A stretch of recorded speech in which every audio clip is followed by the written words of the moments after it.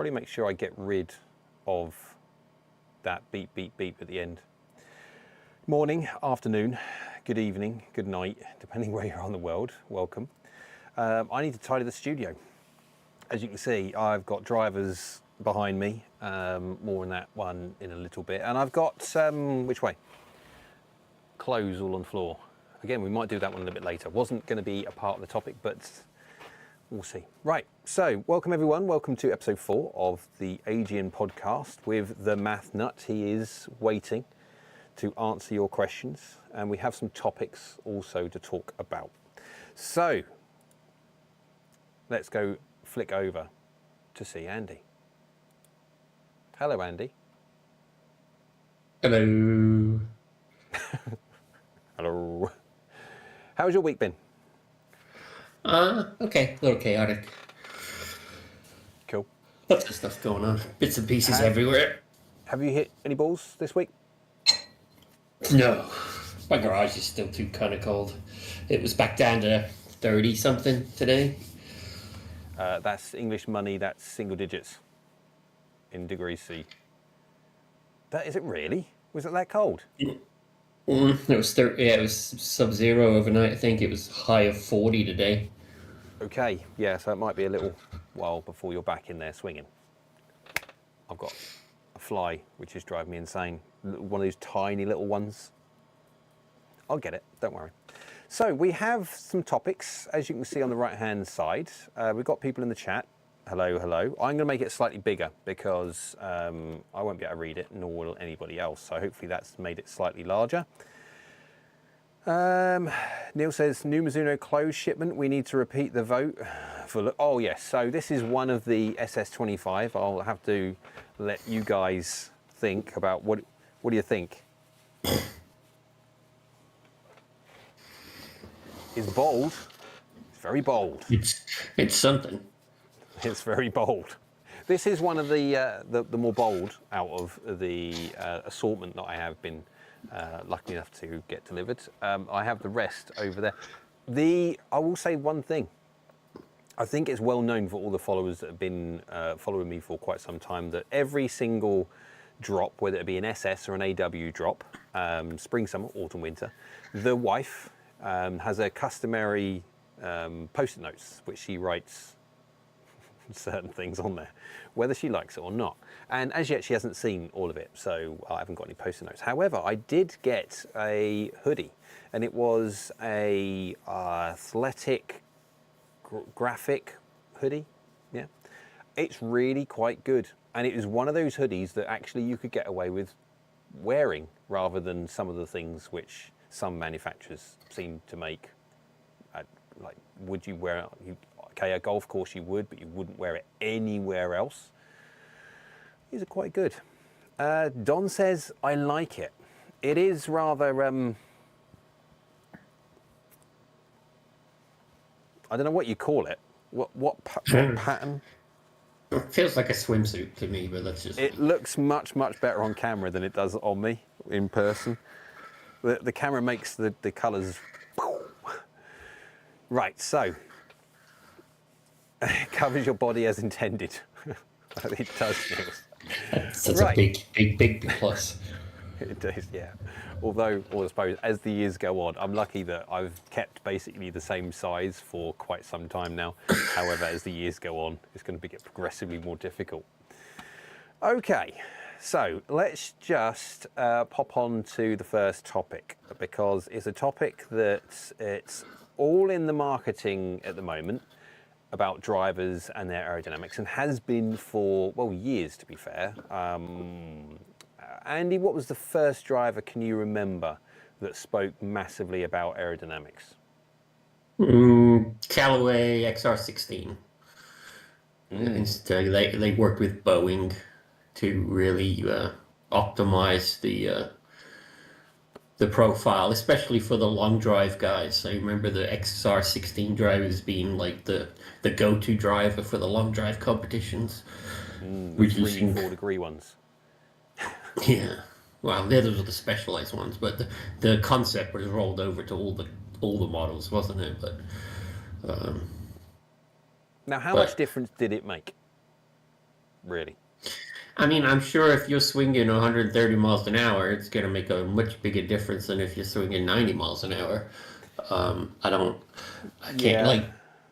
like with anything drag related, the faster you go, the more important it is. But Yeah, and that's the thing. They did this thing, same thing with Bubba, didn't they? Ping, when they were trying to maximise clubhead speed. Obviously, you got your turbulators and all the things that go on with modern day tech. But turbulators was another one that a manufacturer designs the golf club in a certain way to promote a certain amount of this and that. And it was said that Bubba was picking up 1.8 miles an hour or something at clubhead speed, but he swung at what speed? yeah, well, he's got a long backswing as well, so So have you you? cover not only are you covering more distance. Yeah, that's what I'm saying. If you're covering more distance, theoretically Yeah, you're dragging through more air, so yeah, that's that's a going to have fair a point. So not just speed, but it's then the duration of flight as such for that poor old driver head. So like a yeah. John Rahm wouldn't need it as much as someone like a Bubba or a John Daly. Yeah.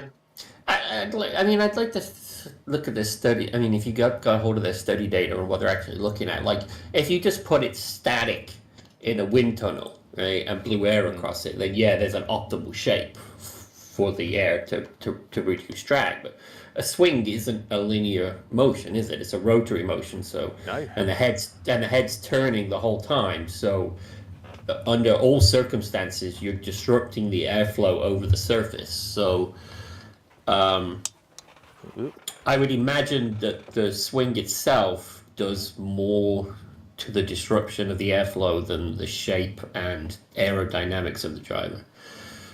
Because they talk very much so about the aerodynamics going round here and over top, and the golf club going through the air like this. So the problem is the golf club's not going through the air. Like, depending on what your wrist angles are, the golf club could be going through the air like this, travelling like that.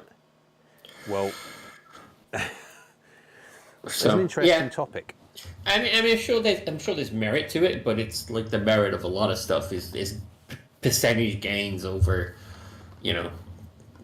what what is it for the average person? If it's 1% for Bubba, is it 0.5% for the average person? And really, is 0.5% something that could even be consistently measured for the average person?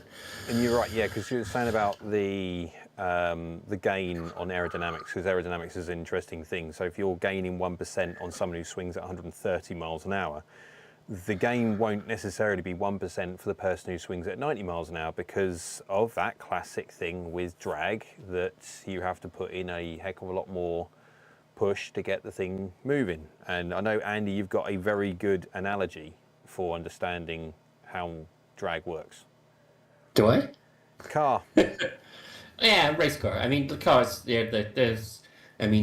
speed for cars is mostly limited by the air drag. So, it took a long time for cars to break the sound barrier. And even then, if you look at production cars, to break the 200 mile an hour barrier, you're talking 1,200 horsepower to break the 200 mile an hour barrier. Yep. And then each 10 mile an hour thereafter, it takes almost like 50% more power. So yeah, it's crazy how that whole thing works. 'Cause, I mean, even modern day high performance production cars, and even they are skirting around the 200 miles an hour bracket and have done for years. Back in the day when they had, what was it, Mercedes McLaren SLR, my favourite car of all time. That had was a lovely car. It all came down to power, being able to make more power for less weight. Eventually, they got the the enough power to overcome the weight and the drag. So that's why I'm thinking, does it really make a difference? And are we just being sold another marketing thing, which sounds brilliant because everyone wants clubhead speed. Everyone wants to increase their clubhead speed. And of course, if a manufacturer has in their marketing and makes a big song and dance about the fact that it's shaped in a certain way to ensure you're swinging faster than you ever swung before.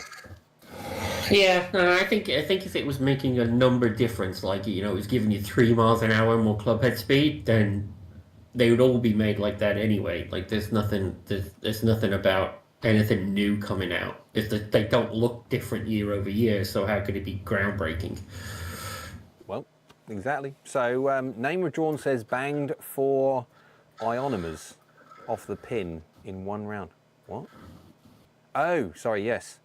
Would urethane stick better, you think? No. Stick.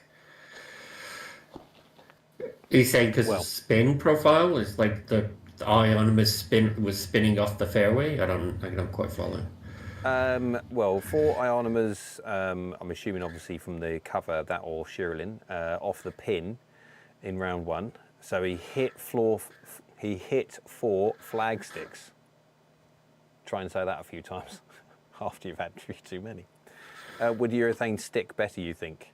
Well, okay, urethane will spin more because it does grab the face more, but it also changes. It makes a much bigger difference when you talk about loft. As soon as you add anything more than, say, a 7-iron, 8-iron, 9-iron, definitely pitching wedge, yes, more so, 50 degree, even more so than that, all the way up to your 58 or 60. It really then exacerbates the difference between the ionomer and Sherilyn because you get the lower launch and higher spin. With, say, your 58 degree, you hit the same thing, but with an ionomer or Sherilyn covered ball, and then a urethane golf ball, and you get a completely different launch dynamic. Do the same thing with driver, nothing. No difference at all, within very, very, very small amounts. I don't think the spin difference between balls is enough to make any realistic difference on stopping power. No, you took you're right. 300 RPM at 6,000 RPM. It's like you don't even know if it's that 300 RPMs even reaching it to the green, let alone having any effect once it does. Yeah, people make a massive thing of spin, the fact that the golf clubs don't spin the golf ball like they should do. The classic old age of a 7-iron should do 7,000 RPM. Well, that was true when lofts were 37, 38 degree with a 7-iron maybe, but not anymore. And it was true when launch factors were 60%. You know, yes. now we're pushing 80% launch factors. The peak height and descent angles are far superior in terms of stopping power. Like if I had a ball that allowed me to get 2 yards extra height versus and losing the spin, I'd rather take the 2 yards extra height than any number of spin loss. Yeah, I don't see low spin as an issue at all for flight in any way whatsoever. I see the consistency of spin being the most predominant thing that I care about when it comes to consistency of distance in flight, yes.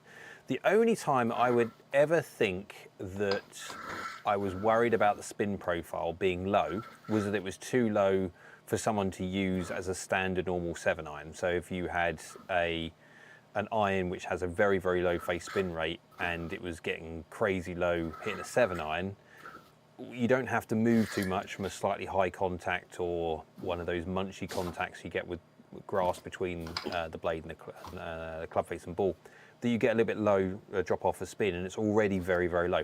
But we're talking very, very much so one end of the scale. Absolutely, for the vast majority of golfers with even moderate to decent swing speeds, launch is like the best. Get launch, get peak height, get descent angle. Don't worry about spin, and then only worry about spin if you're in that very, very kind of tight end of the margin of very, very, very low swing speeds. But there we go. Axel Nielsen, hello, hasn't subscribed and popped on the chat. So we'll do that one straight away, if that's okay. Hi, what iron should I look for? Swing speed 7-iron, 92 to 94 on TrackMan. Boom. Any iron you want. Just sort of like, that's flexing. Unless he needs ball speed. That's, yeah. Well, 92, 94 miles an hour on TrackMan is mighty impressive. Like mighty impressive. Because that would be equivalent of 2-3 mile an hour, potentially faster on quad. I mean, Andy, that's your territory. 7-9, yeah, I mean, it's on the low end of my 7-9, but still, I mean, mine's been captured by radar too, and I don't know how the Mevo numbers compare to TrackMan, but I assume it's in the same ballpark as Yeah, well, It's it a makes couple logical mile an sense hour. too, but It's a couple mile an hour probably. oh, Yeah, I nice mean, that. like at that swing speed, you're basically just looking for consistency, right? At that speed, distance is no longer a factor. You just want something that allows you both lateral and longitudinal consistency, Yeah, which is heat mapping is what that's all about. Finding the iron, you can play. You don't want to be probably playing anything less than 29 degrees. Otherwise, you just got bottom of the bag problems. yeah. I mean, I don't really care too much about strong lofts as long as the gapping is Oh, okay. yeah, And I don't like the idea if you had someone who's swinging at 92, 94 miles an hour on TrackMan that's got potential to hit their 7-iron miles, and if they've got 5-6 degrees of gap between golf clubs, that just for me doesn't work, because at that speed you are going to have like an 18 to 20 yard gap between each golf club, which that's going to be yeah. It's nightmare interesting trying 'cause to play. I never found that. Like, I mean, my old set was the 27-degree sevens. 31-degree eights. Um, I never had a problem with gapping. Like I never had a problem with gapping, even with the high swing speed. It was just the fact that I needed, the club number had to get lower and lower. I had a gap wedge and an approach wedge. You know, at Yeah, I well, know I've got 4 degree gaps even all the way through. So apart from my 5 to 6 iron, from then on in, I run 4 degree gaps basically all the way through. I don't have any 5 degree gaps, and I already know it even at 13 yards.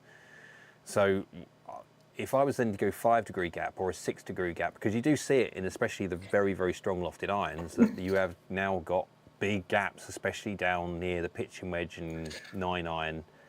They're just big. That yeah. just, I wouldn't like that. Oh my word. Hmm. But at the end So of the day, I would say personally, I swing less speed than you by a little bit, not by much, but a little bit. And I like traditional lofts on the basis of that I haven't got to worry too much about getting creative with the wedges, because everything's spaced out lovely. You're a handicap of 5. You haven't got to worry about speed side of things, so you don't care about how far you hit the golf ball. It's just a loft number for you, and as long as you've got yeah. something which is consistent, hits the window that you want to when it comes to peak heights and stuff, and doesn't balloon depending on how you deliver, the world is I your mean, oyster. I think unless you're really, really like adamant about looks, right? There's no point pulling anything out of the pure blade category. Like there's a lot of models like the 241 and the 243 where the 241 is this really pretty blade looking thing, but it doesn't offer anything over the 243. Um, 243 is a blooming good golf club. That's what I mean. 33, It's like 32. I just don't see why anybody would jump from like the cavity backs, like the Wilson cavity back, versus the blade. Yeah, Yeah, and the blade does everything just a little bit less than the CB yeah, does. Right? yeah. It's just a little bit less. It's just a little less faster. It's a little less forgiving.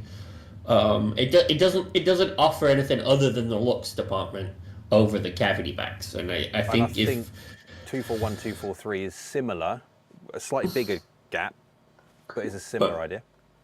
yeah, it doesn't make sense to jump straight into the blade territory, regardless of handicap. I don't care if you scratch. I don't care if you +5. It just doesn't. It doesn't seem to bring anything I to the table unless you're such a super stickler about hitting something consistent. And yeah, we know. That is one heck of a consideration. That has got to go into the equation when they look like that. That's the Yeah, it only doesn't. reason I play blades, because if you look at the This CB, Wilson CB feels just as good as the blade within reason. Looks really good. Does it look like the blade? No, but let's be honest, I shouldn't be playing blades. I shouldn't, really. My strike is good, yes it is. But on the days when I'm not, there are options out there which basically do a much better job than this. The only thing is, it just doesn't look quite like yeah. that. Looks has never bothered me. The looks, I don't care what it looks like. I do care about the sound. I like to know, like, the feedback of the sound is a little bit more critical to me in terms of what I like. And the feel is stuff. Like, once you get to the territory that we're talking about, feel is very much the same. You can tell when you miss the middle. You know, you get that feedback from a lot of the irons that, you know, when you're talking about the categories that we're talking about. You know, we're not talking like super game improvement when there's almost no feedback. So um, I'll be persuaded by the dispersion more than the looks every time. So have we? The reason why I was poking the Max K into shot, and that was for Steve. He did ask, "Will you be testing the Cobra DS Adapt Max driver soon?" Yes, I'll be doing the videos for the Max K, the Max D, the X, and the LS. 4.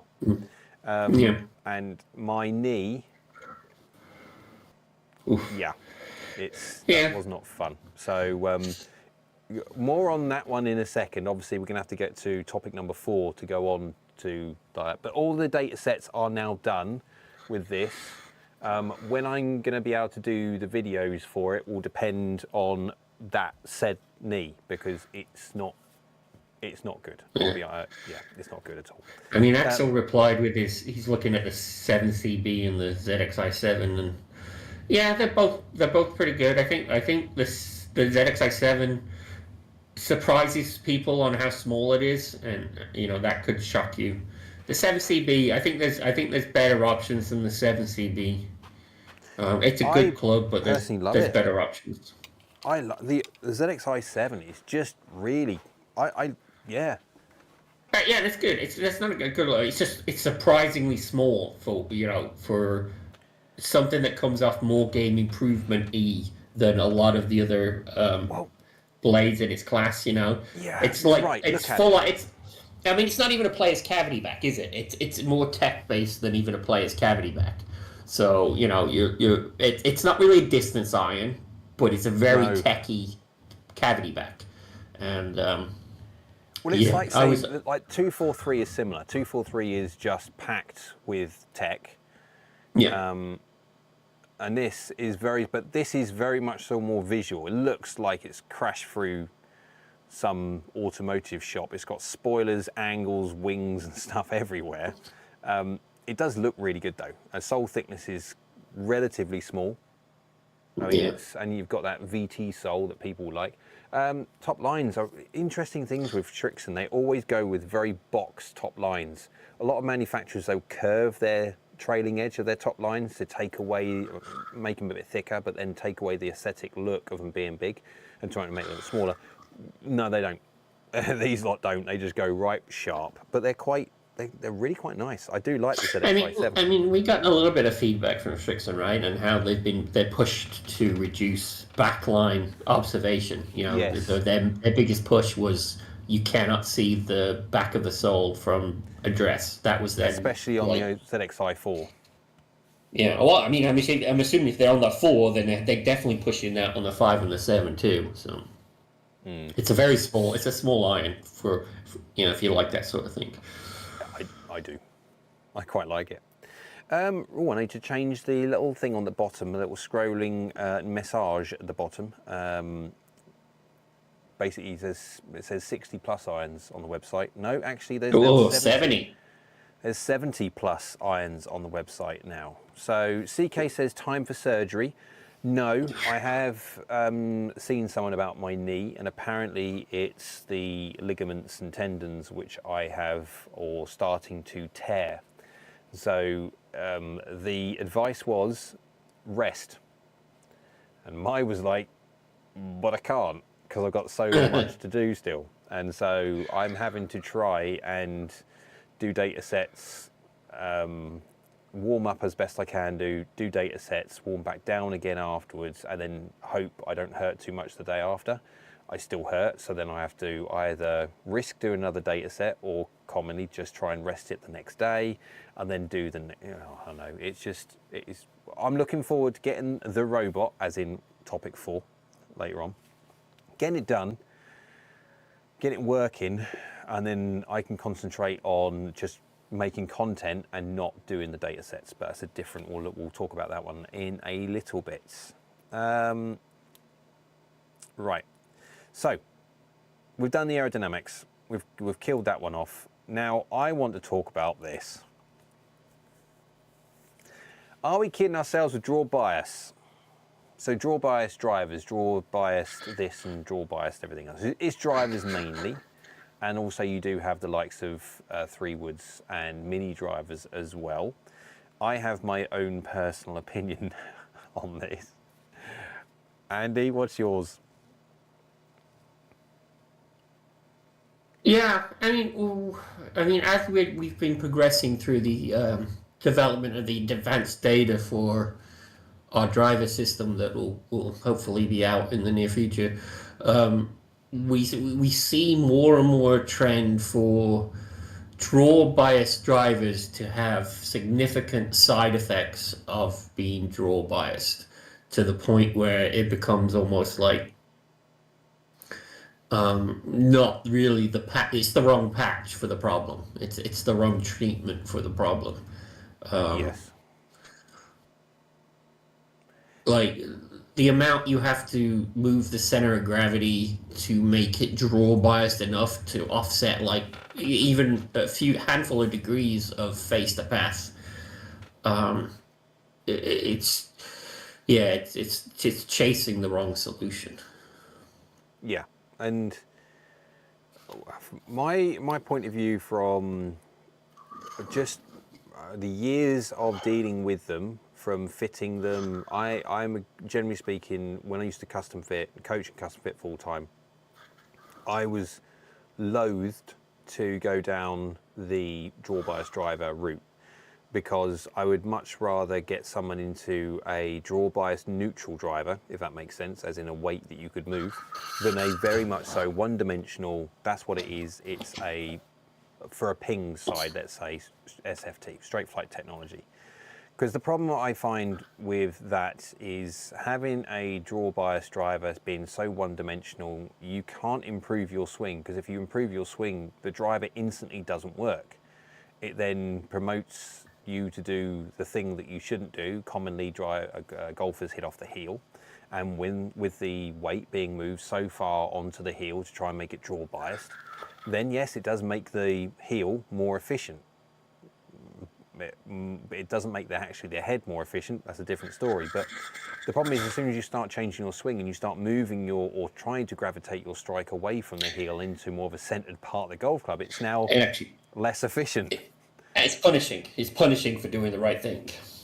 And you don't have to move far. And this is the thing, when you're moving, if you've got a draw biased head against a neutral biased head, you hit in and around the middle, you're going to have decent amount of efficiency from a fairly even part of the head, and more importantly, your distance factor heat map, within reason, has the ability to be as good or bad as the design of the head. The problem is with draw biased heads is commonly it's really difficult to get both, unless you make the driver so slow that your middle shots are so short because the ball speed's not there, that you get decent consistency on the basis that they're all slow. And I don't, yeah. Yeah. They're a great marketing thing. Like I was thinking about it when we were looking at that data set, and I'm thinking like, what could you could accomplish the same gear effect from the driver by not having gear effect and just, turning the club 3 degrees in your hands and just playing it closed faced. Swing you would swing, but with 3 degrees closed face to begin with, you're going to get the same effect, and without the penalization of lack of ball speed. And if you do start swinging better, you just grip it differently. It's such a more simplistic approach than over-engineering a driver to be that much draw biased. Especially with most modern day standard head drivers, because nearly every single manufacturer makes at least 3 of them now, that you have got on a standard normal driver commonly the ability to move the weight in a heel and toe, so fade and draw, not respectively, position to try and give you a certain help and a certain shot shape. You have that malleability, you have those options, that ability to be able to do certain things depending on how your swing moves. The problem with a straight flight or a draw biased anything is commonly it is a one-dimensional golf club, and it doesn't ever assist you in actually making a better swing, because it's promoting you hit it out of the heel, because that's where effectively it's the most efficient, but it's not. It is effective, but only because the CG's been racked on the yeah. I mean, from a club building perspective, wouldn't it just be like, wouldn't I just give somebody with a club where the grips are aligned 3 degrees? You know, you put the center line of the grip 3 degrees and get them just to say, oh yeah, just the line, you know, put your hands on this alignment rod. You've given them 3 degrees of close face.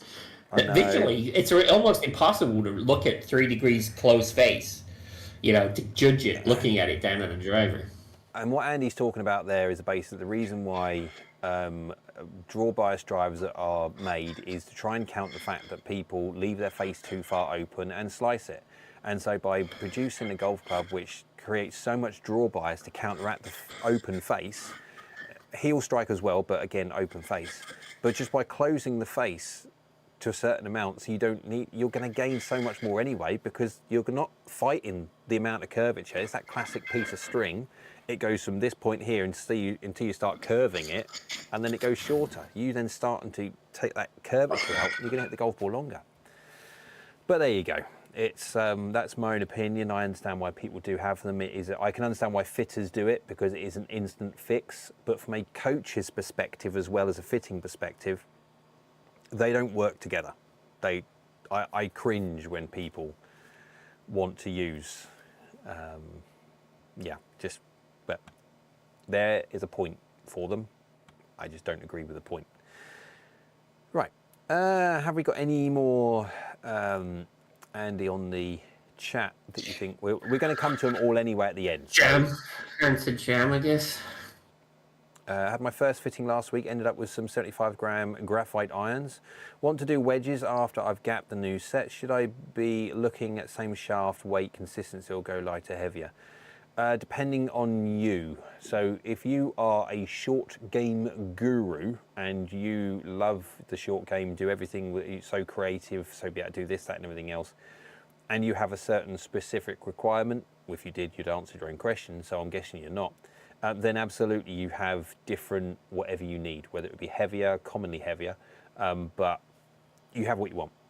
For the vast majority of people that don't practice once a week, let alone have the time to get their short game to like the nuanced levels of magic, then I would say to try and keep consistency as best as possible. Just go with the same shafts all the way through, and so there's no massive differences in weight, feel, timing, all this thing that you have when it comes to changing swing profile, bend profiles, and swing weight and all that lot. Andy, what do you think? I know you're so good at short game. Valued this bit. No, yeah, no, I like, I mean, they talk about wedge shafts, right? And your wedge shafts are all these stiff, overly heavy shafts, and I don't understand. I don't know why you would specifically put something in very dissimilar to the rest of your shafts. I mean, yes, chipping is not a full swing. It's a different model and stuff like that, but you know, it depends on what you're using. Like you're talking about your wedges for. You know, I don't really like have wedges for chipping. I have my chipper for chipping, and my wedges, you know, the 52 and the 56 are usually full swings. I didn't know you had a chipper. Yeah. Told you I have a chipper. That's the only thing I use. Doesn't mean it retained in there. It may have banged around a few, but then just popped out the other end. Yeah, that's what I use 90% of the time for anything that's not a bunker or not a full shot. It's just the chipper. There you go. That does everything. That does everything I need it to. Learn something new every day. You know, I would never play a flop shot in a million years, so I don't need to be able to open the face a million degrees. So. Yeah, not on a chipper with a 9-iron loft, probably. So yeah. Right, Axel says, thanks for the answers, guys. Keep up the reviews. Better reviews on YouTube regarding forgiveness, etc. for sure. That's the whole idea. Thank you very, very much on that one. Spikes wants to say hello, can't stay, but wanted to drop in. Hello, Spike. Hope you are well. We will do all the other ones as well, because I do want to get up to Biggie Smalls one. It is a good point on that one. Just a quick one for Steve. Says, do you reach out to manufacturers for equipment to test, or do they just send them to you? Would love to see you test some of the multi irons, and I had that conversation yesterday. I think they're as good as anything out there. So possibly when it comes to multi, we may do, depending if there is enough call for it. Again, when it comes to doing all the reviews, it does take a long time, commonly around about 2 days of work. So there has to be a certain understanding of a certain amount of views to make the whole video financially viable. But if there is, absolutely. And on the other question, the first one, so it is a mix of. So before, when I wasn't as, the channel wasn't as big as it is, and obviously it's growing, the emphasis absolutely was on me having to do all the donkey work. I had to contact all the manufacturers, etc. Obviously now the channel's getting bigger, and of course our scope when it comes to what we do out on the internet is getting out there. I get more and more requests from every man and his dog. So manufacturers of all different amounts of size. And what I find interesting, from just a little bit off the cuff a little bit here, my inbox is just hilariously full of people basically wanting me to review their equipment. And it ranges. And I look at it and I go, no, I'm not. Thank you very much, but no. What makes me giggle is how many other YouTubers do it. And on the basis I know why they're doing it, because they get a certain financial benefit for doing it. I do find that funny. Right. So we'll come to Ralph in a second. We'll talk about Maltby as well. Right, so here's a little bit of fun for everybody. And first of all, 3D printed putters. Right, I want to apologise to Cobra now, straight away, if in any way this is going against anything to do with embargo. I don't believe it is, and hence why I'm doing it. If I have done something wrong, I'll put out there already. There was nothing on the email or anything else like that to say that I cannot show what I'm about to show you, and so I've done my apologies. Right. Andy, you haven't seen these. Where was it? Yeah, what the hell? Well, where have I put them? Okay, right. So first of all, very quickly, right? If you want to read all this, you can.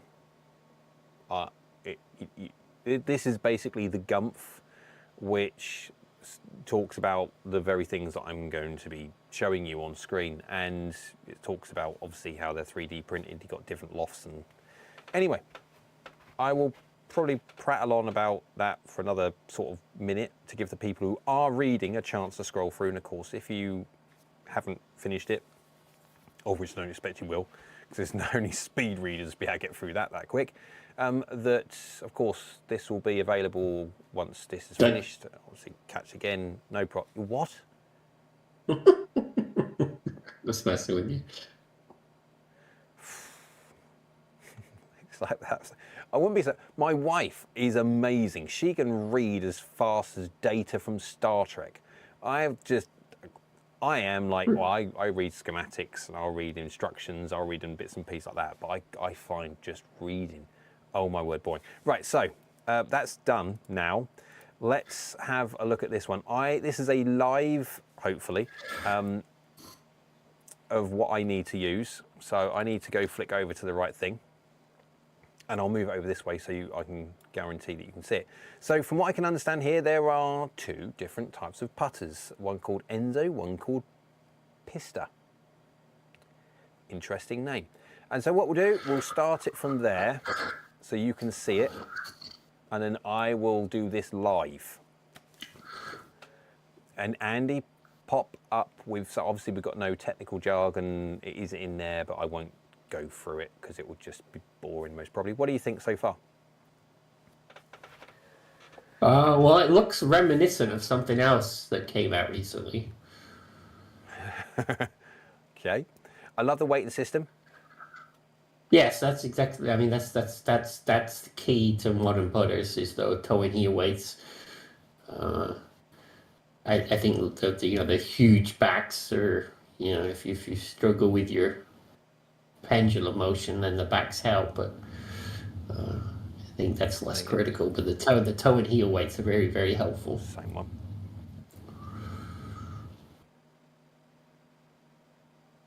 Just a different view, although that from that view it does look like it comes away, but it's not. They just stick out a lot. There you go. That's what it looks like from top. So you've got a massive alignment line on top, whether you're a one alignment line kind of person or not. There you go. That's what the face looks like, where it looks like you've got micro grooving and 3 main grooves on there.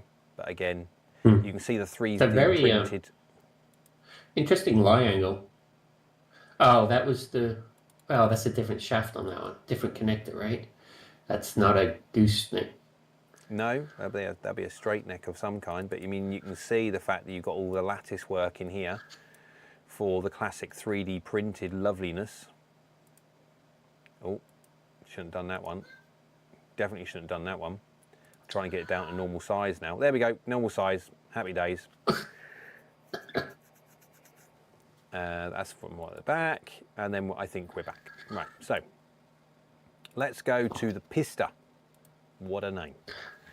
The resistance. So this is just the blade style of exactly what we just... Now you're in my territory. Yeah, I thought you'd like this one.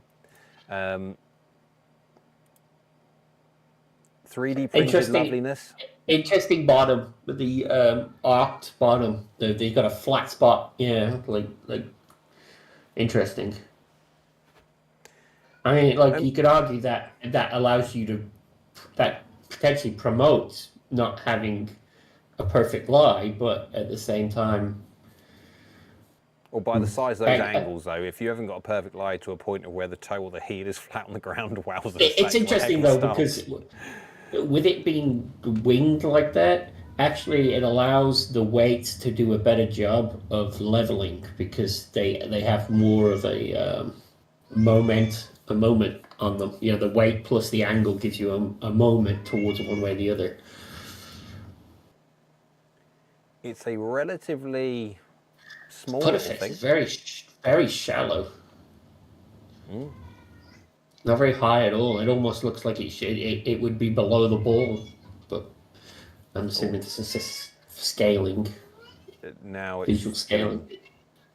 No, that didn't work.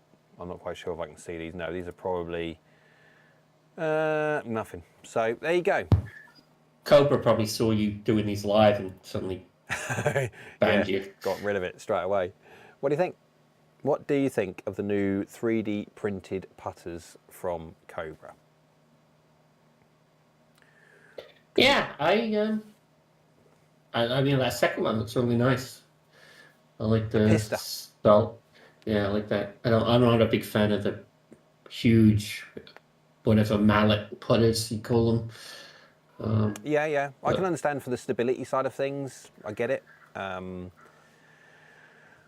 But I mean, putters are putters at the end of the day. I just go with something which I like the look of. Which we know. So, Nielsen, they've done 3D printed putters for a few years now. They have. I love the whole idea of 3D printed. 3D printed everything just has the potential for being amazing when it comes to custom and personalization for especially irons and 3D printed driver. That'd be an interesting one. Right. So shall we talk about this? The robot. It is a project that I have been working on for the last month, not quite month. A month?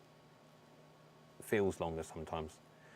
So for anyone who hasn't watched the channel, obviously I know Axel joined today, so new subscribers, so welcome to the chat, etc. from earlier on.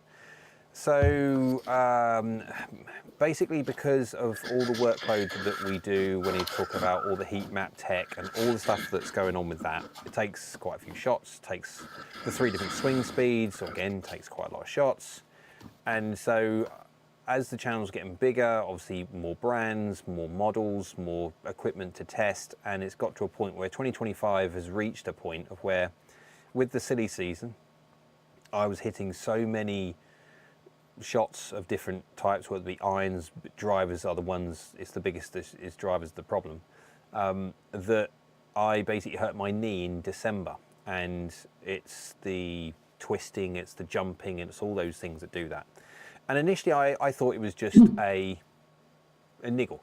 Like you do, you pick up little niggles, especially as you get older, it takes a little bit longer to heal, but it didn't heal and it wasn't healing. And so obviously I still had content to do. I still had deadlines to get to, embargo dates, and so I had to work around it. And so you probably see in the recent videos, my left leg has been splayed right out, so I can reduce the amount of twisting and that goes on when I follow through with my swing, my follow through swing, and it's okay. But the problem is, it's the data sets. The shots that I see on camera, that it's 5 or 6 shots is not that bad. Yes, I've got to warm up and blah, blah, blah, but the problem is AskGolfNut cannot continue unless I do something different, because my body will not allow it. It's unfortunate, and I would love not to have the niggles and injuries that I am now starting to get from doing all these shots. And so I don't want to stop AskGolfNut, because AskGolfNut is going very, very well. The YouTube is going good. The website is going amazingly well. You guys seem to love the website, love all the data that goes along with the website and how you can compare different golf clubs, etc. We've got all the drivers and the advanced data, as Andy alluded to earlier on, coming very soon, which is an amazing potential for you guys to see actually how drivers work, and then potentially buy a golf club based on knowing how it tilts and stuff depending on toe. And there's so many different things with the advanced data, which is so cool. So it is decided that I don't want to remortgage my house to buy a commercial grade swing robot, something like cool clubs have got, because, well, who can justify that kind of money? And it's going to be a while before any form of justification we would ever get to a point where the robot would pay for itself. So I've decided to effectively build one. And this is where most people went, what? You're going to build a swing robot? Are you mental? Well, no, not if I want the channel to continue. So I need your help, guys, anyway. I need your help in naming something. I will go and get it. And so very quickly, whose birthday is it? Andy's muted himself. He'll unmute himself anytime. Oh, God damn it. So whose birthday is it? Anthony's. Hey, He Anthony. turned 30 and broke 100 for the first time.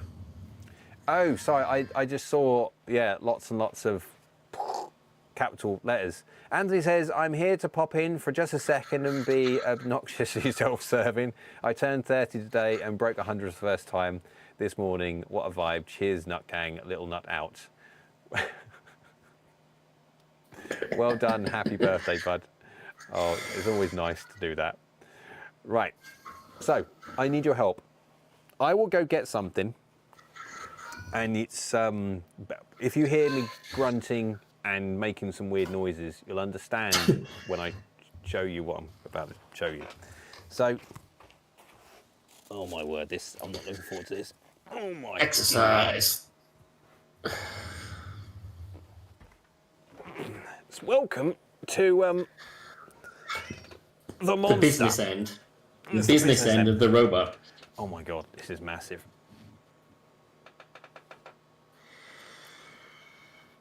So this thing is a flipping great monster, and this is going to be the I could do weightlifting with this. This is going to swing the golf clubs.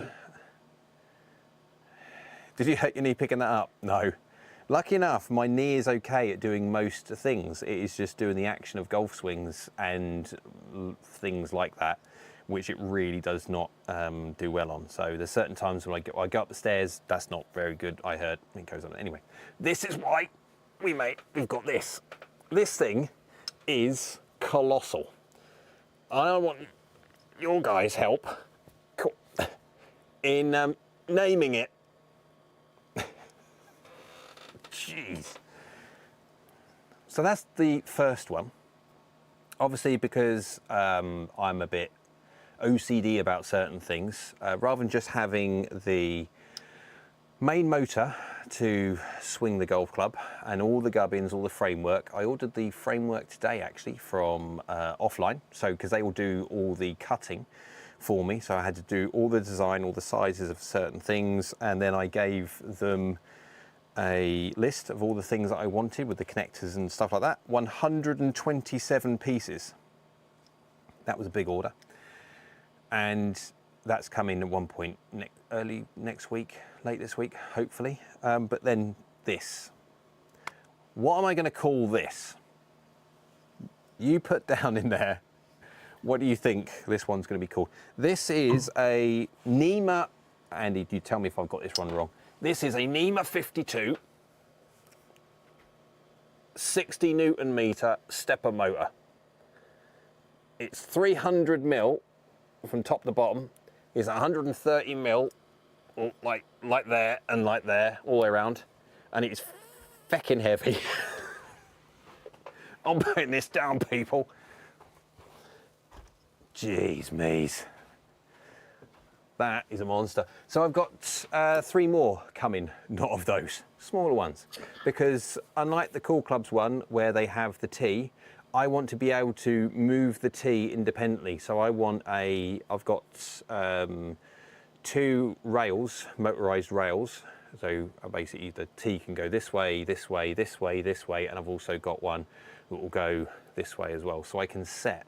Whole idea is I set the swing robot up to be 0, 0. So basically 0 path, 0 face, whatever we want. We can actually do 4 degrees up, whatever number you want, or whatever number we agree on. But 0, 0 delivered strike. And so then we can effectively just say to the robot, if you want to do ½ an inch low, you just raise the platform up by ½ an inch by a button, zzz, done. And then do something, you can do laterally as well. That's the whole idea. Oh, Name with John's got a great one. The Big Girther. Remember, you're going to have to introduce this on videos in the future. Whatever it is, you're probably going to have to introduce it on a video. Well, I did joke, and I don't know, this may have to happen, that the website members, the gold website members, there's that fly, I'm going to get it. Oh, it flew away. That we could do some form of branding, have their names written on it. I'm not quite sure. I don't know. But the Big Ninja says Eero. Neil says Swing Sage. Jamsu says Robot McMotorface. We've got Ralph says name Agent 00 Swing. Will you be doing another 9? Oh. Have to go to my doctor appointment later. Oh, okay, Spike. I hope that goes well. But yeah, so I need a name for it. Now, generally speaking, I'm one of these weirdos that I name all my tools. So I've got drills. I'll name my drills. So I've got Denzel and Deirdre. One's just a normal tool with a hammer drill kind of thing. One's an impact driver. So, but I have names for them. No different to hammers and levels and I know. So I've got to name this. I just thought it'll be a bit of fun that you guys can name it because it is a monster. It's big. And there's some conjecture whether that will have enough poke. Andy thinks it will have plenty. There's no conjecture. There's no conjecture. We'll see. So yeah, that's all been ordered. And so the whole idea of the swing robot is for me to design and create this so effectively it will do all my data sets. It will do the 3 different swing speeds, it will do all the miss-hit data, all the heat map data. And the great thing with this potentially is if we can make it to a point of where it is even more accurate than me, which unless it is, it hasn't been a success, that we could potentially get the resolution of the information and the data that we can get from drivers and irons and stuff is just brilliant. At the moment, the math nut down here, his maths has to do a lot of work sometimes. And it is incredible how much, because again, golf is physics. That's all it is. Golf swing is physics. It's angles, it's understanding. There's all understanding how spin rate and all the different things that happen. There is formulas out there, and there are nerds, there are geeks, or math nuts out there which know all these. Right? And so, but there comes a point of where it will be much easier if there was a robot with lots of less variables. And so, yeah, but the things we'll be able to do will be just cool. What's your view, Andy? Yeah, I mean, yeah, I know. I mean, like when we first talking about this, you know, we've gone from is this possible to yeah, no, this is totally possible to exactly what can you know how can we utilize this to the best we can. The nuance of what we do, you know, there's plenty of people hitting balls online, and you watch people hitting balls online, but you know, to take that back to its basics and then be able to help other people extrapolate from that information for themselves. You know, it's a hard thing to do, and I mean, hopefully we've already done it quite well, and with being able to, with the robot will bring to the table in terms of stuff that we can kind of do now, but it's extremely complicated. And you always worry that do a lot of taking this into account, that into account, because. Yeah, and anytime you apply math like that, you always bring in every math step brings in a margin of error. And so the more steps you have, the greater your margin of error, and you know eventually your data becomes so diluted that you can't pick something, you know, one club over another because the data's the data's dispersed to the point where it's no longer statistically relevant. But yeah. Ralph just says, will it be able to do the miss hits, etc.? I really enjoy and value those opinions. Absolutely it will do, and it will be better than me. Because at the moment, Heroes, I just saw that one. If it's a tool, can we name it Tireless? The great thing with the robot is once I've got it set for 0-0, let's put a new golf club. Let's just go grab a golf club and we'll stick it in the clamp, the vise.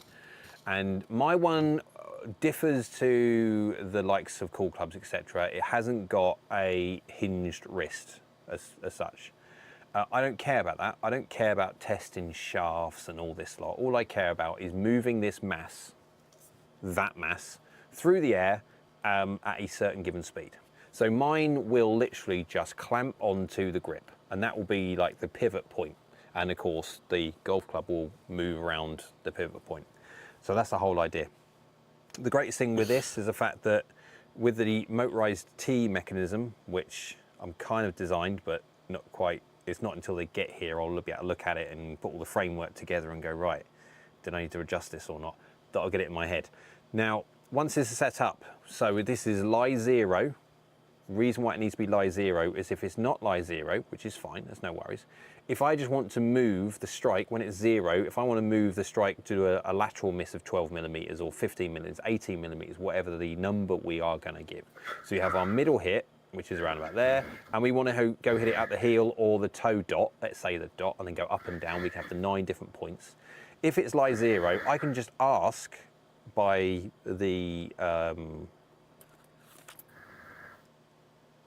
that is a different thing. We'll talk about that one if we really want to, Arduino. Basically, move the X or Y axis, depending on which way it's went, but this way, and then this way. And so we hit the middle, and then we'll hit a 5 or so data shots from that, get the consistency of the middle, and then we'll just go over by 12 mil, and then do exactly the same thing. Go across this way by 30 mil, so it's 15 mil the other side. Do the exact same thing. Move it up, move it down, like that. Yep, it's broad, move the T, if you know what I mean. You don't have to move this up or down. Now, this is why it has to be lie 0, because if it's not lie 0 and it's like this, if we want to move 12 mils across, we are moving 12 millimeters or 15, 18, doesn't matter, but we're also moving down. And so I then have to do an adjustment for that, which we still can do. It just makes it more complex. But these are all the things that we're working out. But it'll be cool, because I don't know anyone who has built their, and designed and built their own swing robot. Could explode. Except the guy who sells them. Yeah, but he's massive. He's intelligent. He's just not some guy in Suffolk. It's just gone, I've got an idea. It's not an idea, it's a necessity for the knee, for the body. Yes, it is. But I don't know of anyone who's ever conceived the thought of, I wonder if I can do this. Because if not, there'd be evidence out there on the internet. Somewhere. I don't think many people have had the need to. No, yeah, that's very true. And if this channel wasn't as, if this channel hasn't had migrated in the way that it's done, it hasn't moved in the direction that it has, if it wasn't going down the route of the heat map data and the website and all the information that comes out from the website with all the different comparisons that you can do with the irons and all the wonderful stuff that it brings, if it wasn't for that, then I wouldn't have to, because I wouldn't have to hit the shots. But because of it, I do, which is fine. It is a necessary evil of doing the reviews and stuff like that. And then the greatest thing with robots as well, because at the moment I have to justify a certain amount of time to be able to get certain things done to then add to either the website and obviously YouTube for a review, there is a potential quite easily that if this works as well as I would like it to, there's nothing stopping me from getting old clubs and running old data sets to add to the 70 plus, not the 60, but the 70 plus or so irons that we have now in the database. And that database can grow, and it's not just current, it's last models, the models before that, depending if I can get hold of certain things, which again just adds much, just for the database, it just adds so much for the website. It's brilliant, my personal view. Call the robot Nina. Mrs. Ball Stomper. Oh, that's funny. We are going to have to shortlist these ones, aren't we? We're going to have to get all of these ones. Guys, do me a favour. Anyone who's watching, who's commented, whatever, when this is finished, put them in the comments, because I can rip the comments from the video. I cannot rip the comments from the chat. So put your suggestions in the video comments and I'll grab them all for a bit of fun. Felix says, do you know of fitters using your data? No, not necessarily personally. As it gets bigger, as it gets more popular and filters out to more people, I don't think it will be long before they do. And I don't honestly think it's going to be long before there's going to be some form of manufacturers using it as well in some way, shape or form. Before that happens, I'd expect a long, drawn out conversation with them. Now, I've worked with manufacturers before when it comes to the design of their golf clubs and how they need to do this differently or how they need to do that differently. Obviously, with the heat map tech, amongst all the other things like launch factors, etc., it just adds a completely different dimension, measured dimension to how golf clubs perform, which the manufacturers could use. What's your thoughts, Andy? Yeah, I mean, we see who subscribes to the site. We see people using business emails and that lot. So we know certain people in the golf industry are signing up and looking at it. What they're doing with it, we don't know. And that when we don't drill any further into that. We don't really. No. We obviously we keep track of who's signing up and stuff like that because we have to, but we don't. We don't actively chase people down to figure out what they're doing. No, and let's face it. I mean, there's so many website users now, which is great. There comes a point, I suppose, if there was sort of like one a day, you could quite easily keep track of certain things. But with it being as popular as it's becoming, and this is only months. We've only had 3 full months of the website. And it's growing, as in when it comes to the database is growing. But imagine what it's going to be like in a year's time. Cool. JV2 says MX5 driver. Hopefully that won't have a poorly leg. Although I suppose if one of the parts of the framework break, then it might be JV2. Yeah, J 2025 edition. Yeah. It would, it's an interesting, I mean, I've got no doubt that when I get it here, I'll get all the parts, all the aluminium extruded parts and all the connectors and all bits and pieces. It's just going to arrive on a massive pallet. And I've written stuff. I've got stuff in my little diary. There's me with my little pen and sizes of things, then working out different size. You can't really see that because it's not, but there's lots of triangles, a lot of trigonometry on there, and yes, I can do it. I'm not the only one who can do trigonometry. And then, you can't really see it, can you? Anyway, yeah. So because what I've done, I was thinking about the fact that obviously quad needs to be on the machine as well, because if there is any movement within the machine, the robot, once it's moving, and let's say that it moves around or anything else like that, if the quad was independent to the framework, then quad doesn't care about anything, it just cares about what's referenced to 0. As soon as you set 0 as whatever that mark is, it needs to stay that point. And of course, if the machine moves, it's no different to if you start aiming left or aim right, it would see that difference then in the path. Now, of course, the great thing with robot is there is no wrist. There's no anything else, no rotational factor or anything else like that. It is literally just swung up and swung down. So once you have that face, dead square, 0, if the machine does move, you'd see a path difference, but face would still be 0. Strike would still be 0, everything would still be 0. So the only thing that we'd actually see, as long as the quad wasn't moving crossways as well, you wouldn't see an angle of attack change or anything else like that. You would just literally see it swing in a different direction. So it's not the end of the world, but I want to get round all that.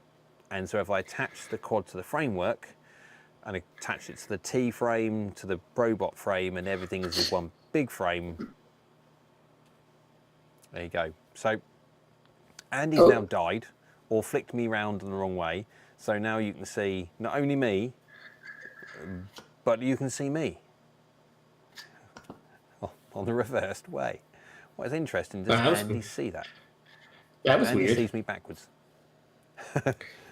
So, there you go. But there you go. So that's my concept. What design are you working from, says Kyle. In there. Literally made by my brain. So what have I done? I've worked on the basis that straight lines and right angles are a lot easier to build than complicated diagonals. And so the swing robot is based on a fairly box design, we'll call it, where most, Where most swing robots have, you've got the motor which sits up here and obviously swings around here, and the base is angled. So the base kind of sits like that, or whether it's angled away and all this stuff.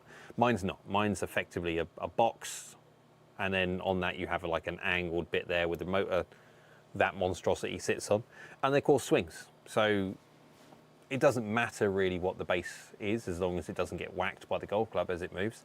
But yeah, that's the whole idea. Now, I'm looking forward now to getting it all here. I'm still waiting for quite a few parts to be able to build everything together. I still need to learn this. Yep, I still need to learn that. And that effectively, Andy, you'll be able to tell everyone more what this thing is. It's a very small little thing. That's all it is. I can't really get it. Yeah, it's an Arduino microcontroller. So it's like a translation device from, so you have the software running on your PC or whatever, and that little device translates that software into signals that go to the motor and other things. And you've got, so this on top is a CNC shield, and this is basically designed as for CNC machines. So you've got, the reason why you've got 4 capacitors on there is you've got 4 ports. You've got 3 yellow ones, which is X, Y, Z, and then you've got an A, is that right? Yep. Yeah.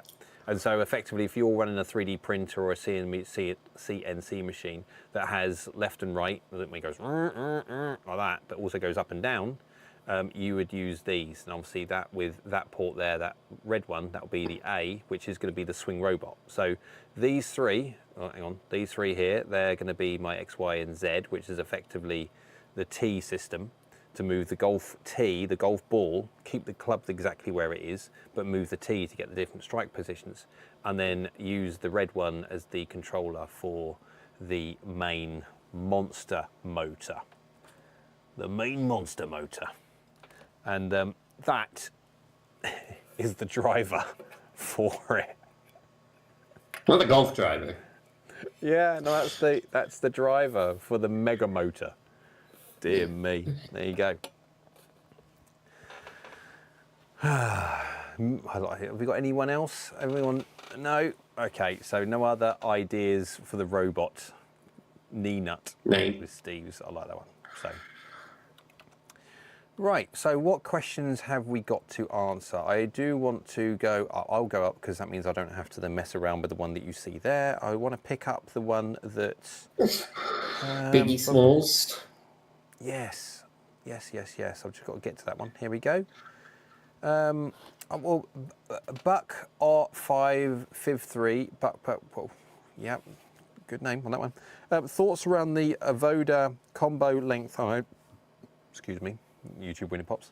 Thoughts around the Avoda combo length irons. Tried Cobra 1 length irons previously and felt more consistent after a few months to adjust. Long irons gapping was a problem, as always is, but maybe Avoda would help. Avoda are starting to become a little bit more, I know a lot of YouTubers have done certain content with Avoda. Now, I'm not a great fan of 1 length, being honest or not. There is a reason why there is conventional length stepping on lengths of shaft. And that is effectively for club head speed as well, because then again, that's the reason why that there is a difference in loft between them. It's a stepped amount, because that, and also deflection, I won't bore you. But you move ball position slightly further up to encourage a slightly more dynamic loft at impact, and with that extra speed that you get from moving the mass faster by having the longer shaft, you get your gappings, you get your steps differences and your distances between irons. The problem you have with 1 length, you don't have that. You don't have that increase in club head speed. You can move the ball position further forward, which will give you that difference in dynamic loft delivery relative to what you were doing with the previous club. But you haven't got that speed application. So what you'll find is, with a 1 length iron, the long irons just go in like this. They don't have any real height to them, and they can go in quite shallow. As opposed to the other end of the bag, where you have your pitching wedge at the same length as your 7 or 8 iron, and the blooming thing just goes to the moon. off it's gone. I think there's a reason why Bryson is one of the biggest advocates for one length irons, because they work for him. Because it's never a speed question; it's a consistency of flight question, and that's what one length can give you. If you can raise the loft through the roof for your short irons, and have enough swing club speed to make the long irons still work, then obviously it's going to be better for you having them all one length, because it's all one swing you have to maintain. But unless you have that, bringing that speed, excess speed to the party, it's never going to work past the 7-iron. No, and that's my point. I don't like them. For the vast majority of golfers who are looking for, well, consistency is the biggest thing that I've always been asked for. I just want to be more consistent and all that. I don't necessarily see one length as an option unless they are someone with an almighty amount of speed. Even I wouldn't use them, and I'm 90 or so miles an hour with a 7-iron. I don't know what speed you'd have to be to justify them being a solid option, as opposed to the clear benefits that you do get with conventional length. Yeah, it's just. But I mean, the combo length just means you have the extra, two different lengths, right? The low short irons are one length and the high irons are another length, and it's still the same problem. It's just that you end up with a big gap and then smaller gaps. So you jump that one big gap, and then you back to smaller gaps. So it doesn't. The combo length doesn't change the outcomes other than shifting the needle a little bit. No, and I think. Go on. Yeah, I mean, if you're gonna continue on that point, I was gonna bring up another point. Like, we've had a few people talking about MOI lately in Discord and asking more questions about MOI, and that is a route people should probably go down more than one length if you're on the slower side. Do you think on the MOI, because that in itself, I wouldn't say it's a podcast in itself, but it's definitely worth a topic. Yeah. I mean, we can do it now. I don't mind whatsoever. Well, no, the thing is, like, I don't think people realize that a lot of inconsistency comes from irons, not just, there's gapping. People understand gapping in irons, but they don't understand balancing between iron to iron. And there's a reason why some people can't get any distance out of a 5-iron, even though they hit the 6-iron well. And it comes down to. I think so. For everybody on the MOI stuff, explain to everybody what MOI matching is, just so if people don't understand what it is. All right, so so people know what swing weight is. So swing weight is a measure of the club's balance. So if I'm using this ruler and I have it balanced here, and then if I add weight to one end, it'll tip. And measuring how far it tips is measuring swing weight. Yeah, so effectively the measure is 14 inches from the butt end. Yeah. This way, yeah. So it's effectively put in a vice as such, not quite a vice. It's kind of like a left in something where you've got left on this way, and then it's let on this one. And of course, straight away it goes down. And then weight is applied, and then it basically, when this starts to get to a point where it's balanced, then that will show a swing weight number. Yeah, but the thing about swing weight is, it doesn't matter how much mass is in the club total. All it cares about is the balance. This end could be 200 grams, and this end could be 200 grams, and it'll be balanced. But but that would be a very, very weird club to swing. Now, what MOI does is, instead of looking at it from a balance point, it basically measures as a length of a fulcrum of the whole club. So as the whole club is caused to rotate, it creates MOI is this moment of inertia, just like in drivers. It's how much energy it takes to change position.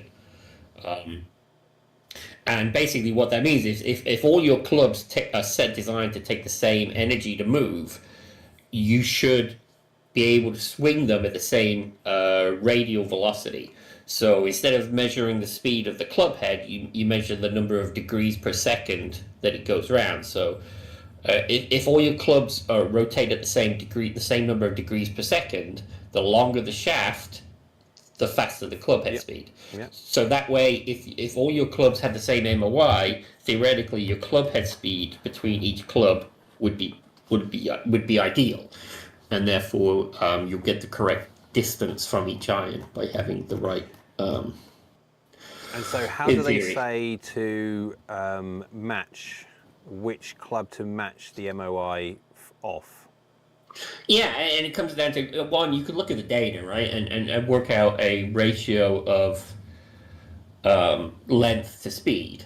So if you swing your 7-iron at 90 miles an hour, and that's 37 inches, you work out the ratio of that, so whatever that math is, and then whichever club theoretically has the highest ratio is the one that is the best MOI for you.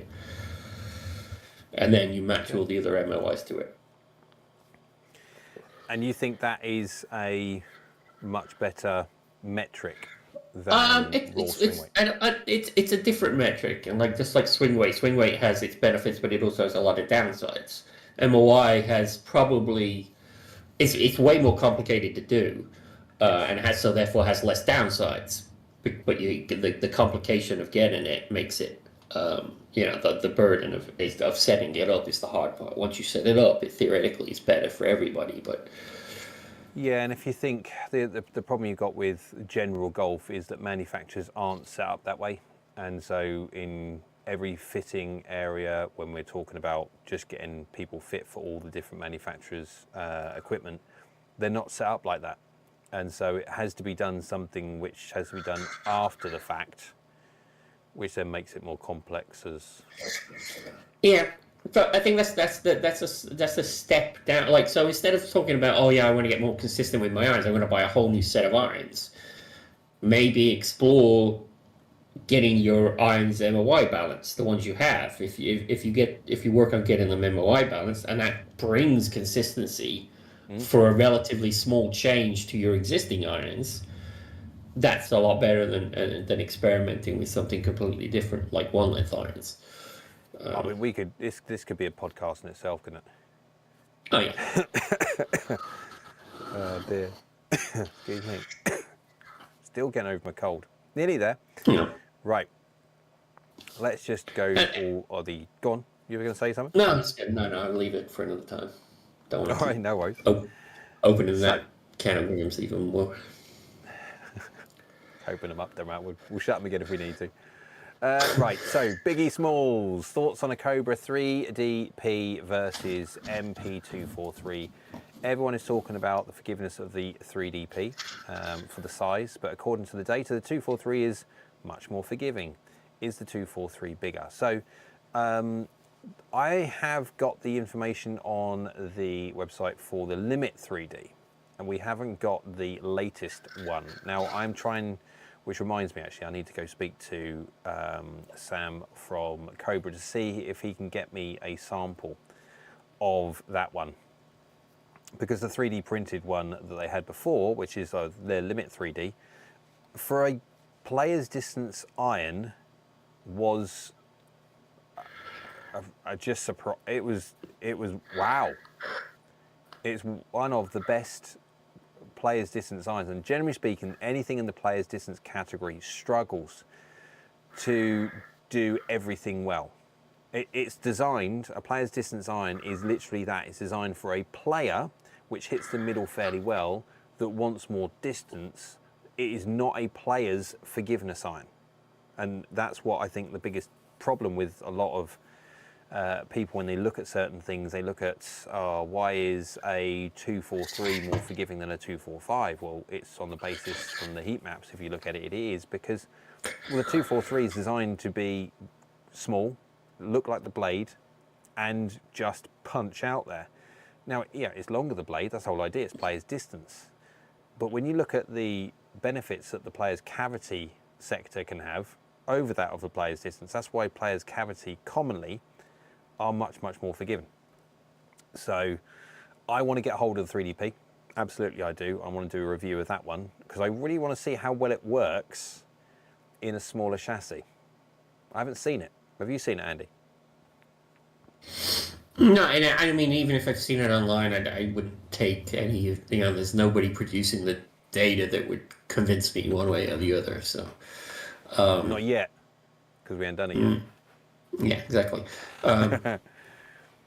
But, on paper, the whole concept of the 3D printing, it's not that it's 3D printed, right? It's not that it's 3D printed that brings anything to the table. It's the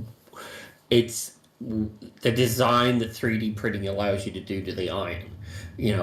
Putting the weight exactly where you want it, to the extreme, and weight reduction.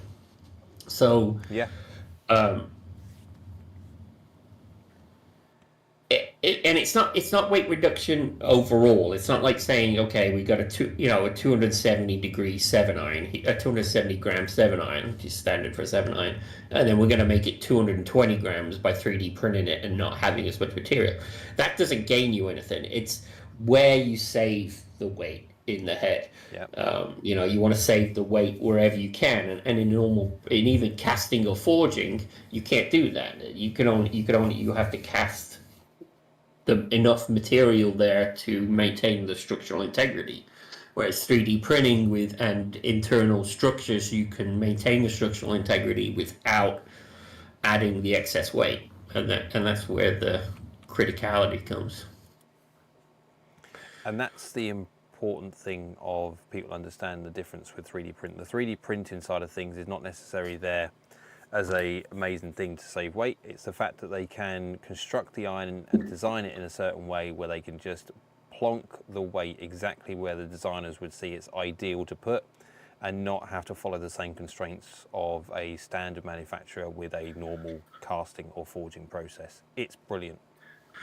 What they can do going forward is, with that weighting system, is they can actually get to a point of where you say, right, if you need the weight more here or more there, or move the CG in a certain higher or lower, you want a iron that doesn't launch so high, so you can move the CG of the golf club higher up. You want it to spin more or spin less. It's really very, very good, and it's 3D printed, so it can be printed to your exact specs. Yeah, I mean, it's the 3D printing technology is actually the downside.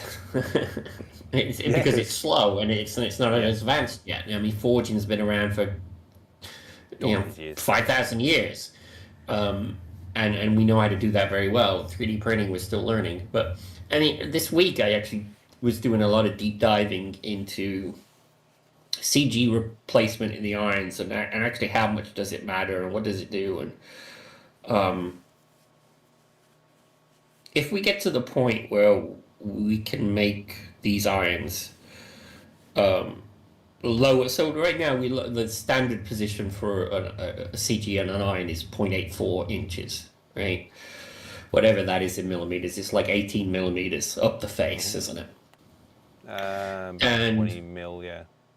Yeah, and if you can drop the CG position 7 millimeters, just 7, you increase your launch angle by 3 degrees. But 7 mil's a lot. So what's it, 0.84? Yeah, like, and to do that, you have to explore new construction methods, and that's what 3D printing allows you to do. If you can get 1/3. Yeah, it's a long way, but at the same time, having 3 degrees more launch angle, oh wow, with zero reduction in smash factor. Now, the only way to get more launch angle right now is to increase the loft of the club, the static loft, or delivered loft. Increase your delivered loft either through static manipulation or scaffolding manipulation. Yeah, and both of those changes the physics of your smash factor. Yes. And so to get those 3 degrees of launch, you drop the smash factor quite a bit, almost a whole iron's worth of smash factor, which is almost counterproductive. The one gain drops off the other. But now you launch the club 3 degrees higher with the same smash factor, your peak height goes up significantly, which means you get more distance, more stopping power, irregardless of spin. It doesn't matter if the spin profile goes down. You gain so much more ball speed and height that irons just become more functional. So, and that's what I was going earlier on, saying what you would like from what you were just saying there. So it's saying that people obsess about spin.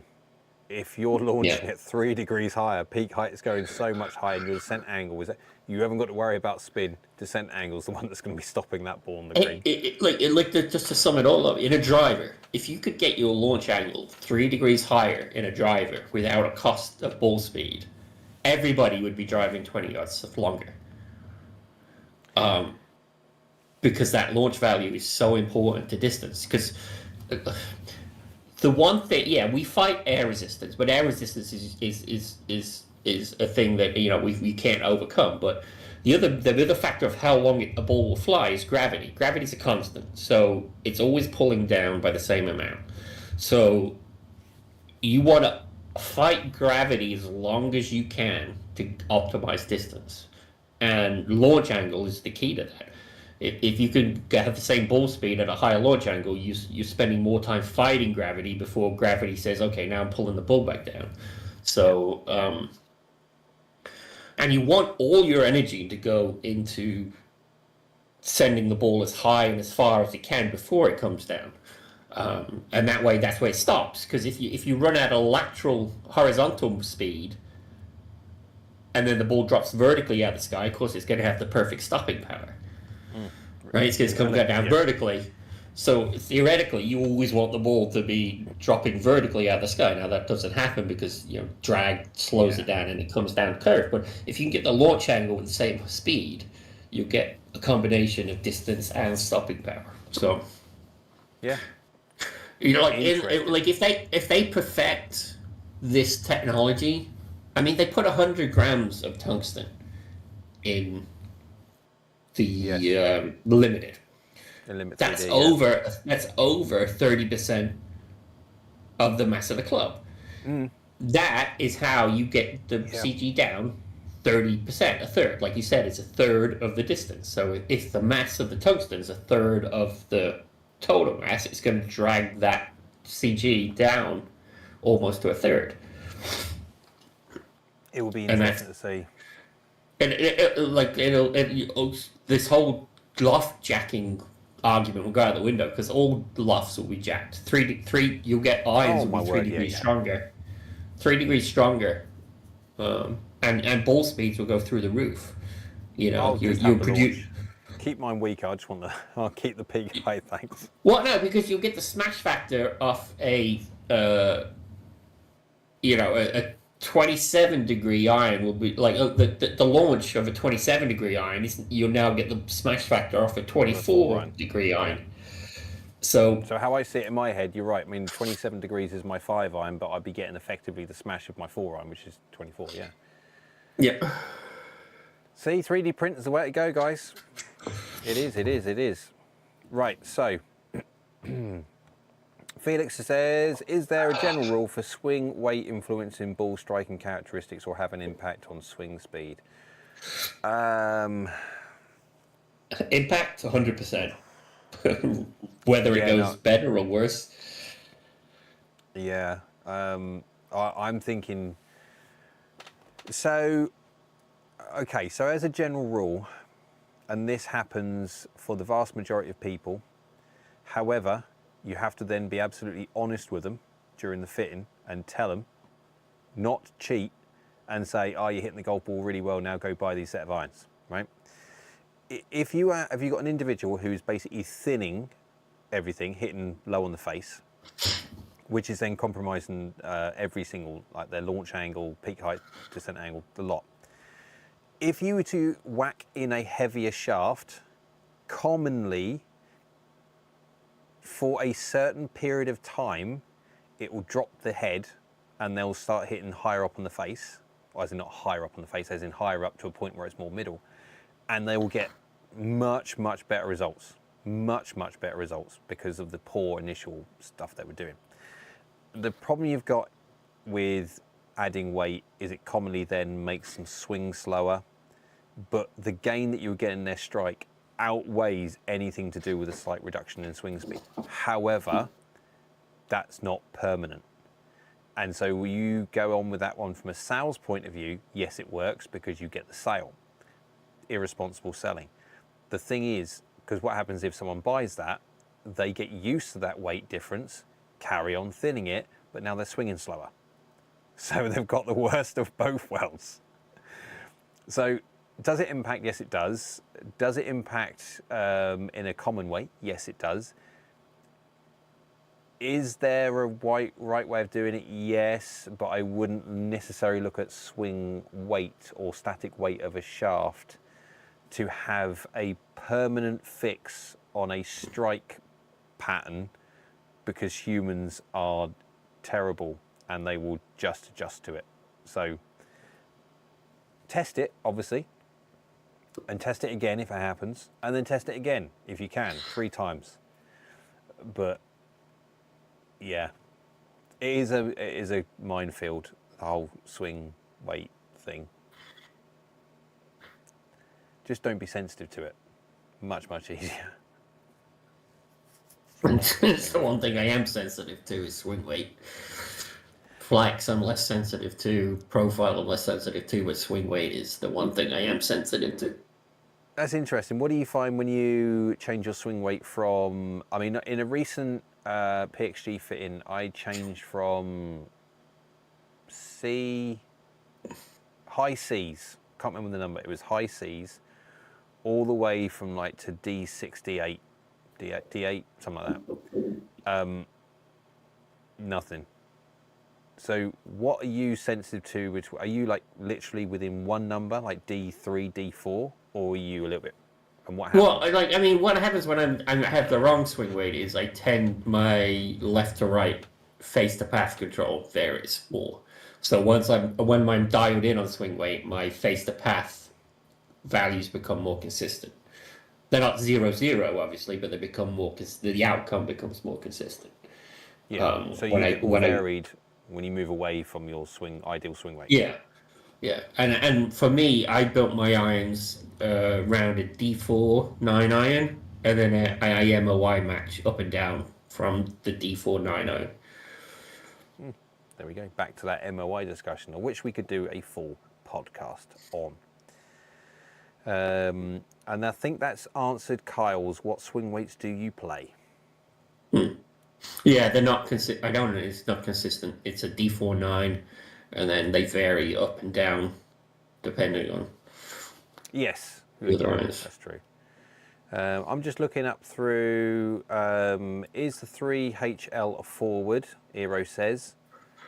In loft, yes, commonly, or very close, but the construction of the head is not. Normally, the HLs are a lighter construction, because the HL is not just there for loft, it's also there as the manufacturers trying to get you swinging the mass faster. So they are commonly lighter and will suffer in their MOI because of such, although that's not normally promoted. Robot J with 120 mile an hour swing, says Eero. No, 110's enough. So my plan would be 80, 95, 110 as normal with the drivers, and then 70, 80 and 90 with the irons. That seemed to be the most common and the most, especially when I moved over. Originally I did 90, 100, 110 for the drivers, but ever since I moved it to 80, it seemed like people quite like that. Have we got anything else, mate, that we can... I just want to make sure I'm not missing anybody's. Yeah, CK says, speaking of lighter or heavier, what would be the difference between the regular and stiff KBS Tour light shafts? Is there a 5 gram difference in weight? Oh, sorry, there is a 5 gram. If you were to look at the bend profiles, the eye curves of those two shafts, of the difference between the regular and stiff, if you imagine it's like that, the stiff is above it by about that tiny. Depends on obviously how big a screen is that you're viewing it on, but very small, and it matches it. That's it. It's And so minor.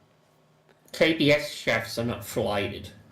And by flighted, when shafts are a flighted profile, the same shaft varies profile as you go up in an iron. So let's say you start at an 8 iron, the tip will be a certain stiffness, and then as you go up an iron length, the tip becomes slightly softer to help get the launch angle up. And those are they're flighted profile, which means they change on each iron, whereas KBS shafts are not flighted. They're static profile for each length. Yep. Jay, what's the practical forgiveness difference between the G440 Max and the G440 LS Tech? So for distance factor, not much. You'd argue actually that the LS Tech is marginally better from memory. Yeah. Andy agrees. Good.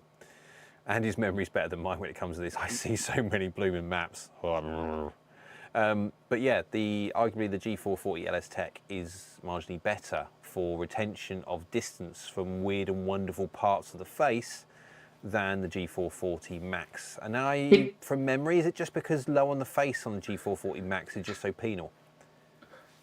Well, I think, well, yeah, I mean, LS Tech, Yeah. in order to get the LS Tech, you have to bring the CG closer to the face and lower down. That is going to have a propensity to increase smash factor on the low strikes. So overall, it gets better.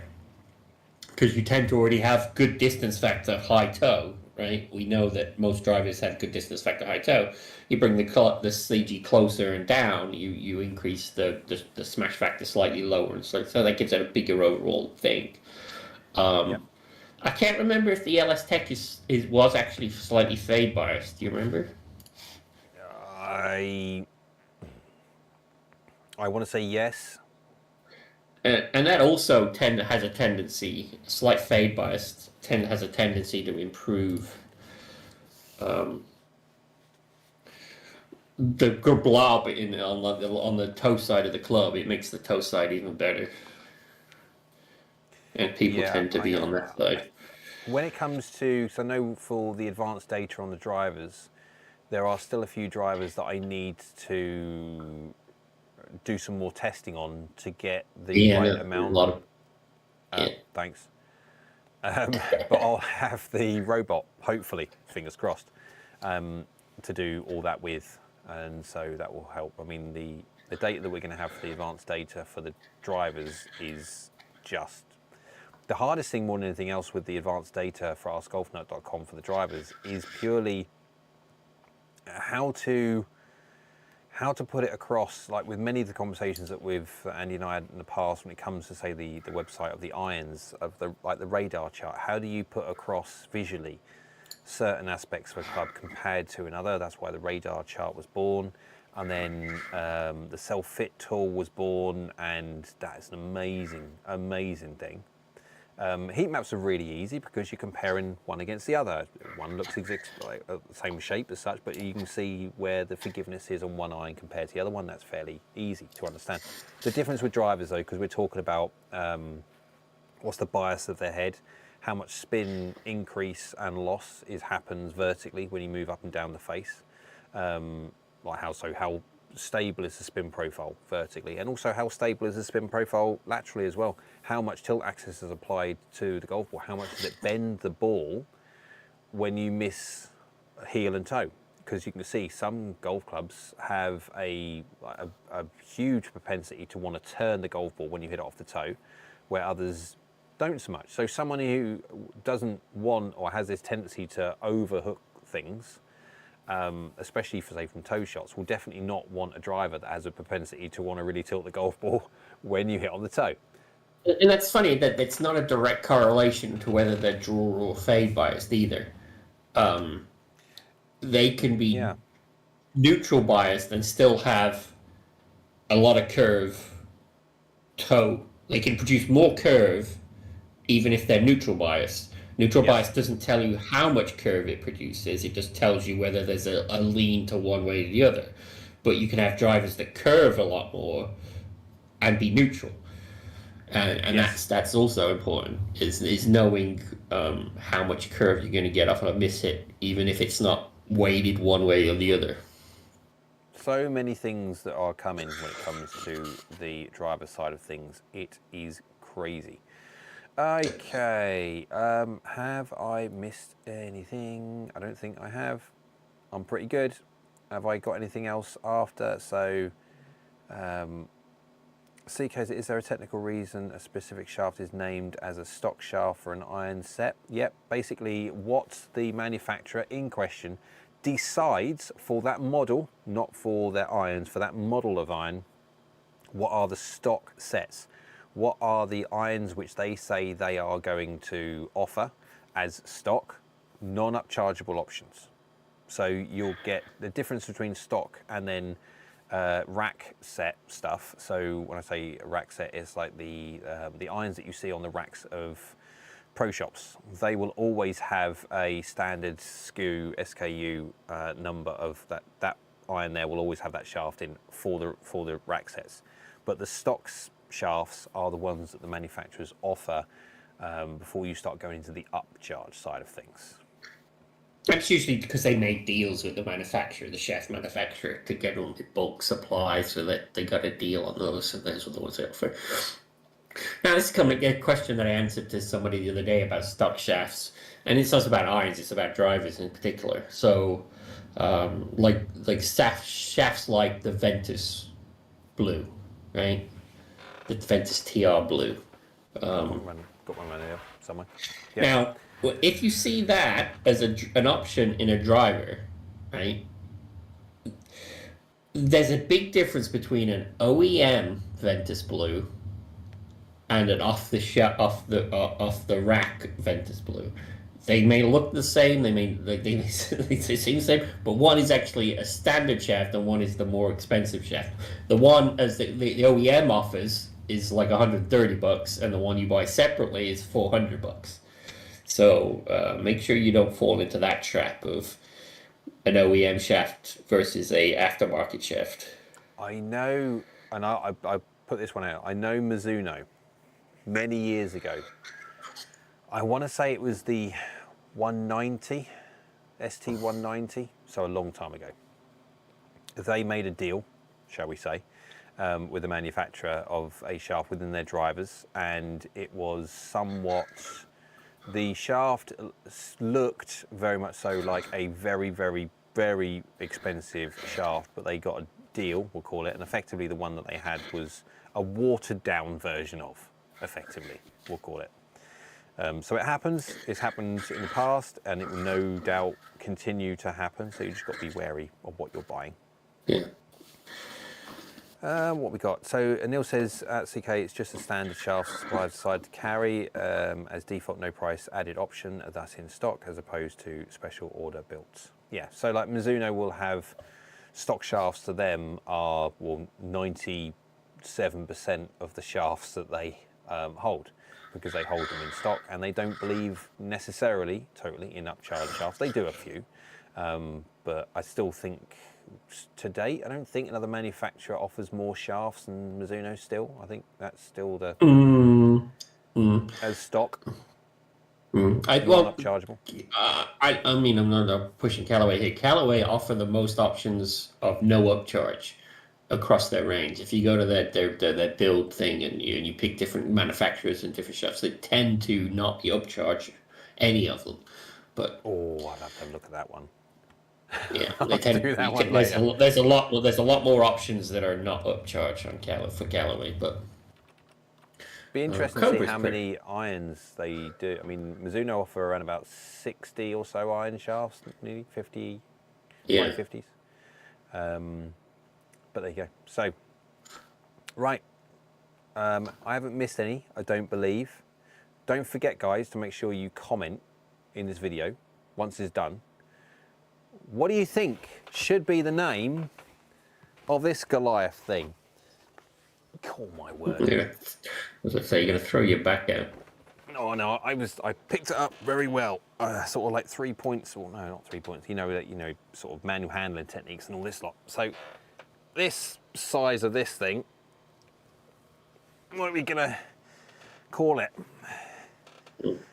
I know the catchphrase for it, right? It's the it's not a good review until the fat lady swings. I like it. I'm just trying to now think how we're going to put that into there. I like it. It's really heavy. There you go. It is a monster, and hopefully very soon I need to plug it into this and plug it into this with some other plugs, obviously, power being one of them. And then we can actually get this thing spinning. And then, yeah, I've got still many things that are coming from many different places around the world, so I can actually get this thing built, etc. So there's going to be a little bit of time taken out for me to do this. I also think about doing a video on the swing robot to see if anyone cares, to see if they're a little series of me building the thing. If anyone really cares to watch or not. So the chance that I'll probably make one video and see how well that does. And if obviously there's a lot of people who want to watch it, I'll continue to make them. And if no one cares, then I won't. So that's just one of those things. Right, I'm gonna put this down and then I'm gonna, oh my word, this thing is ridiculous. You're gonna have to make better versions of your sketches so you can show it during the video. Dear me. Right, guys. T1000, Jam Soup says. Bum, bum, bum, bum, ba-dum. Yeah. Bum, bum, bum, bum. Dear me. Right, guys, thank you very much for watching. Thank you very much for your input, as always. Thank you very much for your chats, for everyone popped in their suggestions of the names for the monster motor down there, which is going to be suspended in midair on this robot of mine, and it could go colossally wrong. It could, if you hear on the news of some random person being speared by 1,000 pieces of aluminium extrusion in a colossal spinning motor accident, that's me. So fingers crossed. But I'll get it all together and then I'll look at it and I'm going, you must be mental. This thing has got so much power, and I'm thinking, I'm in the vicinity of it, I must be mad. Well, we will see. Right, guys, thank you very much for watching as always. Thank you for the comments. Thank you for everything else. We'll be back next week as normal. If you've got any ideas, any thoughts, any specifics that you want as suggestions for topics for the podcast, by all means, stick it in the comments below. And then we'll say, look, if you've got any questions as well, get them in there. And if there's a question of the week next week, we will do that as well. So thank you very much, Andy. Appreciate your time as always. You're welcome. And there you go. And we'll see everybody later.